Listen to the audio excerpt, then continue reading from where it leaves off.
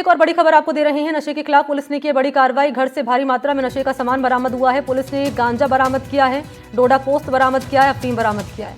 11 kilo गांजे की quantity है, 1 किलो अफीम जिसे जब्त किया गया है और 39 किलो डोडा पोस्त है जिसे जब्त किया गया है और आरोपी मकान मालिक जिसे गिरफ्तार कर लिया गया है।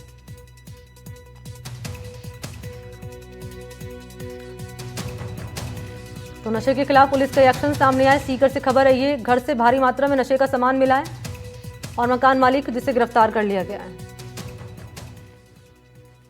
और चलिए सिरोही का रुख कर लेते हैं। एनसीबी और पुलिस की बड़ी कार्रवाई। मैफेड्रोन बनाने वाली लैब का भंडाफोड़ हुआ है। गांव में मिली मैफेड्रोन बनाने की गुप्त लैब।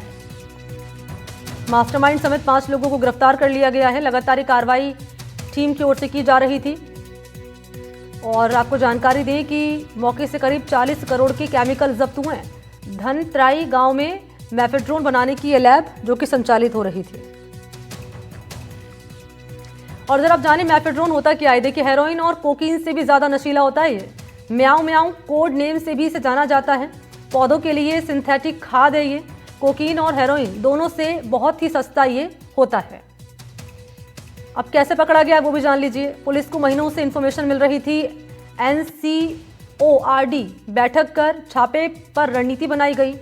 गुप्त प्रयोगशालाओं पर डिटेल चर्चा हुई है। गुप्त सूचना पर फार्म हाउस में छापेमारी हुई है और पुलिस ने तुरंत NCB जोधपुर को खबर दी। खुफिया लैब के साफ साफ संकेत मिले और 40 करोड़ की केमिकल फैक्ट्री से जब्त कर लिए गए।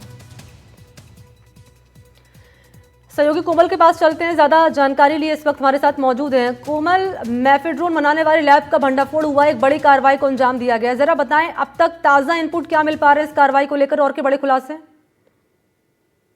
देखिए, ये जो नशे के जो कारोबारी हैं, जो माफिया हैं, लगातार इस तरह के इस जिले में 1-2 बार पहले भी घटना हो चुकी थी। और इसी में क्योंकि ये ट्राइबल इलाका है, यहाँ पे लोगों का जिस जगह पे ये लोग इसकी कोशिश कर रहे थे बिल्कुल ही पिछड़ी जगह है जहाँ पे लोगों का आना जाना कम था। और 4 नवंबर से पहले इसकी खुफिया सूचना मिली थी पुलिस को। पुलिस ने बड़ी तत्परता से कार्रवाई करते हुए एनसीबी को सूचित किया और एनसीबी और पुलिस ने मिलकर के इसकी संयुक्त कार्रवाई की। और इस कार्रवाई में जो ड्रग्स, जो मेफेडोन जो ड्रग्स जो बनाए जाते हैं, बहुत कीमती होता है, बहुत ज्यादा नशीला होता है और ये लोगों में, बहुत युवाओं में बड़े तेजी से फैलता है। इसको लेकर के ये लोग बनाए जाने वाले थे। तकरीबन 100 किलो वहां पे बनाए जाने की संभावना थी और समझिए कि 1 किलो ड्रग्स की कीमत 1 करोड़ रुपया होती है। तो हालांकि जो 35 ड्रम जो आपस से जो केमिकल बरामद हुए थे वो केमिकल से काफी मात्रा में बनाए जा सकते थे, लेकिन पुलिस और एनसीबी की टीम ने कार्रवाई करते हुए 5 आरोपियों को गिरफ्तार कर लिया। और सबसे बड़ी बात है कि इसमें जो आरोपी हैं उसमें एक आरोपी जालौर का रहने वाला था जो यूपीएससी की परीक्षा दे रहा था। 2 बार फेल होगा तो उसको आइडिया आया कि किस तरीके से जल्दी से जल्दी पैसा कमाया जाए और जो पूरा लाइव स्टेब्लिश करने का था उसने किया। दूसरा जो है चाय की फ्रेंचाइजी लेके चला रहा था।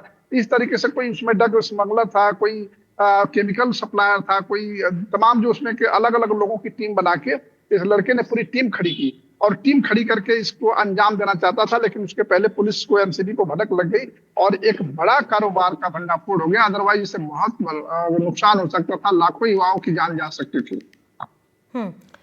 बिल्कुल, लाखों युवा की जान यहाँ पर जा सकती थी। जरा ये बताएं कोमल कि कब से ये जो फैक्ट्री थी वो संचालित हो रही थी? और क्योंकि अक्सर हम देखते हैं कि इस नशे का शिकार होता है युवा, तो आप जैसे कि जिक्र कर रहे हैं कि बड़े युवा जो टारगेट पर थे वो यहाँ पर कहीं ना कहीं बच गए हैं, ये हम कह सकते हैं। ये देखिए, मुझे लगता है कि 4 महीने पहले ही, कुछ महीने पहले ही जो कृषि भूमि थी जिस जगह पे ये इसको संचालित किया जाना था, लीज पे इन लोगों ने लिया था और किराए पे लिया था कि ये लोग खेती करेंगे 3-4 महीना पहले। और उसके बाद जो सुनसान इलाके में जो जो घर था वहां पे, जो कृषि फार्म पे, उस कृषि फार्म घर पे चारों तरफ झाड़ियां इन लोगों ने उगा ली थी, उसकी फेंसिंग करा ली थी और ऑलरेडी वो पहले से ही मुख्य सड़क से काफी अंदर है जहाँ पे लोगों का आना जाना बहुत कम है। वहां पे आधा किलोमीटर तो पगडंडी है जहाँ गाड़ियां भी ठीक से नहीं जा सकती हैं। वहां पे ये लोग प्रयास कर रहे थे कि उस लैब को स्टेब्लिश करें। 7 किलो इन्होंने ड्रग्स, जो पूछताछ में जो सामने आई थी कि 7 किलो इन्होंने ड्रग बनाकर बेच भी दिया था। अच्छा, ये जो गिरफ्तार हुए हैं आरोपी कोमल, ये राजस्थान की अलग अलग बाकी या फिर अलग अलग स्टेट से हैं? नहीं, राजस्थान के भी हैं और कुछ लोगों को गुजरात से पकड़ा, कुछ लोगों को और भी कहीं से पकड़ा, जो 5 आरोपी हैं। एक तो जालौर का ही रहने वाला था, एक जालौर का ही रहने वाला था, एक वहीं रानीवाड़ा का था, और बाकी एक तो सूरत से पकड़ा। तो अलग अलग इलाकों के थे। और बाकी जो मास्टरमाइंड था इसका जालौर का ही था, जिसने पूरी लैब बनाने की जो तकनीकी उसने इजाद की थी। और अब पूछताछ एनसीबी काफी कर रही है, और जिस एनसीबी के अनुसार जो मामला थे, बड़े गिरोह का पर्दाफाश हो सकता है इससे आने वाले समय में, क्योंकि जिस तरीके की ये लोग तैयारी कर रहे थे और जिस तरीके का ये काम करने वाले थे, निश्चित तौर पे युवाओं के लिए बहुत घातक सिद्ध होता। हालांकि पुलिस और एनसीबी ने इस मंसूबे को नाकाम कर दिया। ये पुलिस की बड़ी सफलता मानी जा सकती है इसके लिए। ठीक है, शुक्रिया आपका कोमल। नजर आप बनाए रखेगा, आगे की जानकारी भी आपसे लेंगे। फिलहाल के लिए बहुत धन्यवाद आपका। और अगली बड़ी खबर झुंझुनू से है। बीपीएम और एलआरपी के रिश्वत लेने का मामला है ये।